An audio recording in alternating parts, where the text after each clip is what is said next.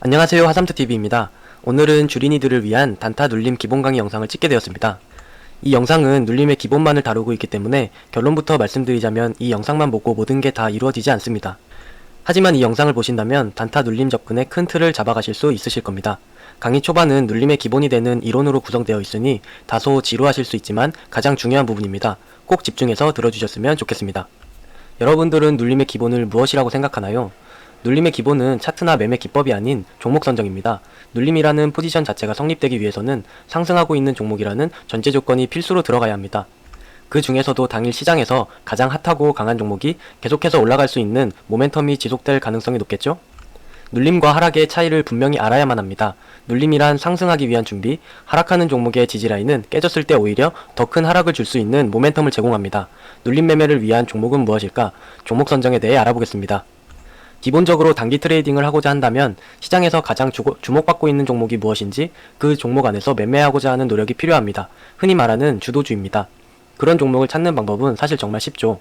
등락률 순위, 실시간 조회 순위, 순간 체결량, 거래대금 순위, 뉴스 등을 활용해 찾아볼 수 있습니다. 확인 가능한 창 띄워드리겠습니다. 이 창들에서 공통적으로 눈에 띄는 종목일수록 시장에 관심을 받고 있을 확률이 높습니다. 종목을 억지로 찾으려 하지 마시고 눈에 가장 많이 띄는 종목이 가장 주목받고 있는 종목이라고 생각하시면 됩니다. 종목을 억지로 찾으려고 하는 순간부터 종목에 내 기준을 끼워 맞추려는 시도를 하게 됩니다.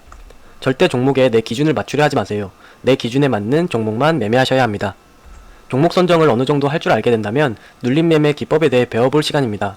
엄청난 기법이니 절대 이 영상을 보시는 분 말고 다른 분께 이야기하시면 안 됩니다. 네, 눈치채셨겠지만 그런 건 없습니다.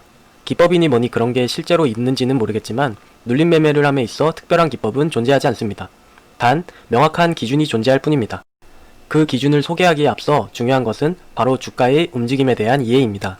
주가는 항상 파동을 만들며 그 파동 안에서 쌀대를 공략하는 것이 눌림 매매입니다. 가장 중요한 것은 이해하는 것입니다. 여기서 왜 올라야만 하는가를 알아야 눌림 매매를 자신있게 하실 수 있습니다. 주식이란 너도 나도 누구나 돈을 써야 주가가 올라갑니다. 또 나보다 더 쓴 놈이 있어야 내가 수익을 보고 나오는 구조입니다. 누군가 돈을 많이 써서 주가를 올렸다면 그 주체 또한 수익을 보고 나와야 하기 때문에 상승 파동을 주게 됩니다. 그러므로 돈이 많이 들어온, 즉 시장 주도주 안에서 매매를 해야만 하는 것입니다. 돈이 많이 들어온 종목일수록 그 돈을 다 빼기 위한 파동이 나올 수밖에 없습니다. 그들 역시 자선사업가는 아니기 때문입니다. 언제 돈이 들어올지는 아무도 모릅니다. 흔히 말하는 세력 마음이겠죠? 하지만 돈이 들어온 종목은 무조건 나가는 파동을 만들어야 한다는 것을 알고 매매에 임하시면 됩니다. 돈을 쓰며 강하게 상승하고 눌려주며 재차 모아주는 움직임을 보이며 쓴 돈을 청산하려는 상승이 나온다. 이게 주가의 움직이는 원리입니다. 우리가 눌림을 접근하는 방법은 돈을 쓴 종목 안에서 그 돈을 청산하러 올라가는 파동을 먹고 나오기 위한 상승에 동참한다 생각하시면 편하게 이해되실 거라 생각됩니다. 다음은 기본적인 지지의 요소입니다. 파동상 고점의 돌파 후 눌림, 전일의 종가 또는 고가, 당일의 시가 또는 저가, 이렇게 세 가지 지지 요소들을 머리에 담아둡니다. 그 이유는 이 세 가지는 저같은 개인이 만들 수 있는 자리가 아닐 뿐더러 종목의 주포가 의도적으로 만들어 놓을 수 있는 중요한 맥점이 될 수 있는 자리들입니다. 종목 선정과 주가의 파동에 대한 이해가 끝나셨다면 이제는 매매 기준을 만들 차례입니다. 제 기준을 말씀드리자면 일봉이 좋은 종목에서 매매합니다. 박스권 돌파, 고점 돌파, 매물대가 없는 자리를 말합니다. 두 번째, 상승 파동의 고점에서 눌림을 주는 종목은 건드리지 않습니다. 엘리엇 파동상 상승 5파 이후 눌림은 접근하지 않습니다. 세 번째, 장초 강하게 상승이 나온 뒤 11시 이후에 나오는 눌림은 보수적으로 생각합니다. 시장의 수급이 약해지는 시간으로 생각보다 깊게 눌릴 수 있습니다. 네 번째, 눌림 시 대량 거래량이 나오면 올라갈 것이라는 기대를 버리고 일단 나온 뒤 다음 자리를 봅니다. 하락인지 눌림인지 판단할 수 없는 시점에서는 미련 없이 나와야 합니다. 다섯 번째, 급하게 올라간 종목은 패스 또는 보수적으로 대응합니다. 매수와 매도가 일어나지 않는 파동은 지지를 판단할 수 없습니다. 세부적인 것은 앞으로 매매일지를 통해 전달해 드리겠습니다. 이론 설명이 길면 어차피 지루하실 테니 바로 실전 매매에서 살펴보겠습니다. 모바일 어플라이언스입니다. 먼저 기본적으로 일봉상 매물대가 있는지를 체크해 봅니다. 긴 박스권을 돌파시켜 놓은 모습입니다. 충분히 위로 열려있는 모습이 확인되시죠? 최근 거래량과 거래대금도 많이 터져 있는 모습입니다. 또한 매매 당시 실시간 조회순위 상위에 랭크되어 있었습니다. 그렇다면 이제 분봉으로 들어와 눌림을 잡아봅니다. 장 시작부터 강하게 밀어올리며 돈이 잔뜩 들어옵니다. 다른 자율주행 관련주 흐름도 돈이 몰리는 흐름을 보여주고 있었습니다. 파동 없이 올라간 자리에서 눌림 매매는 명확한 기준이 없으니 패스합니다. 이후 파동이 만들어지고 전고점을 돌파하는 맥점이 나옵니다.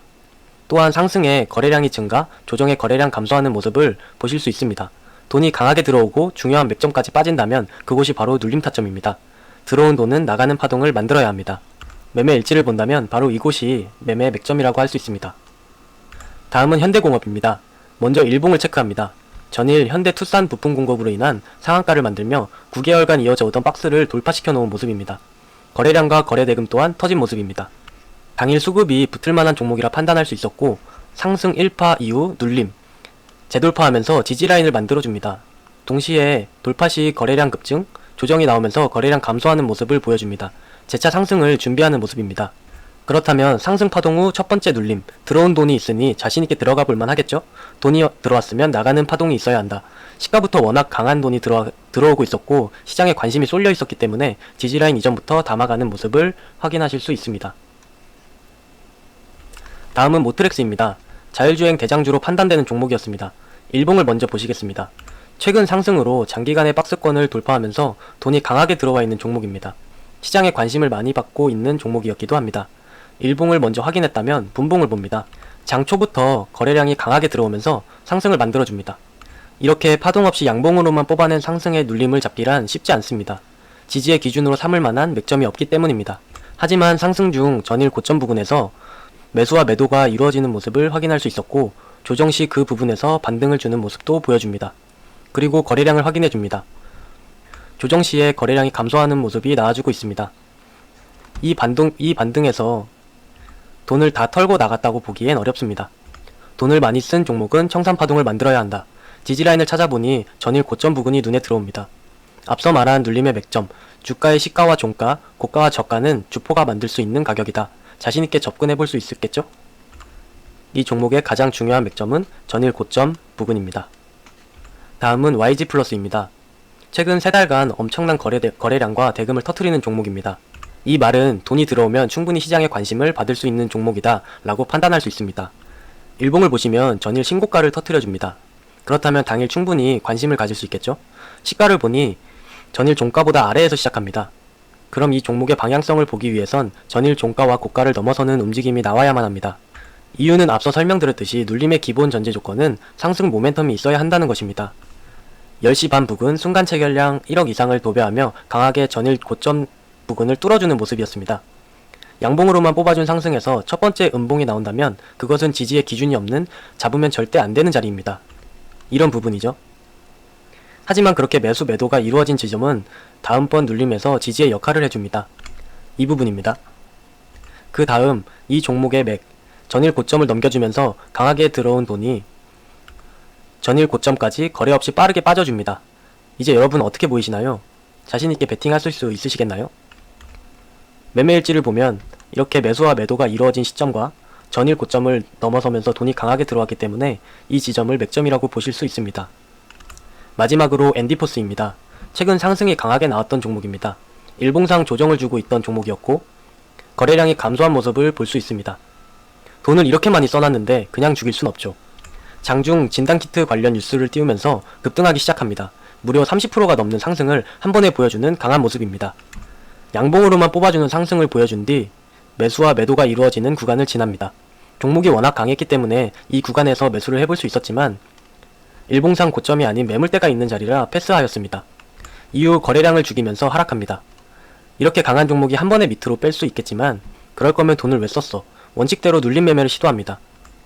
매수와 매도가 이루어졌던 자리, 여기서 한 가지 중요하게 보셔야 할 부분이 나옵니다. 타점을 크게 보시면 첫 눌림과 두 번째 눌림 타점이 미세하게 다르다는 것을 보실 수 있으실 겁니다.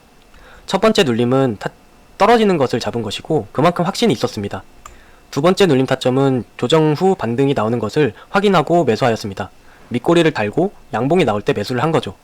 굉장히 중요한 부분입니다. 항상 눌림의 확률은 첫 번째 눌림이 가장 높다라는 걸 기억하셔야 합니다.